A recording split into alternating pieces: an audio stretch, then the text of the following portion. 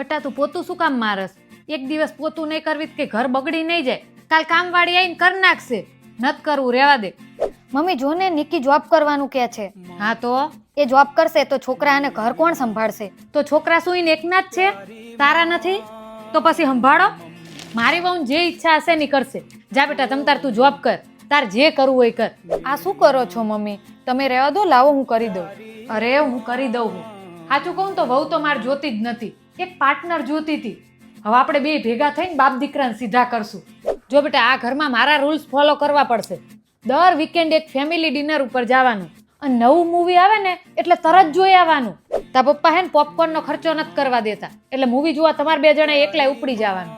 અહીંયા આમ જોડે નહીં આવી. જો બેટા તાર ગમે ત્યારે પિયર જવું હોય ને બિનદાસ ઉપડી જવાનું. ઘરમાં કોઈની પરમિશન લેવાની જરૂર નથી. શું કીધું? બરોબર?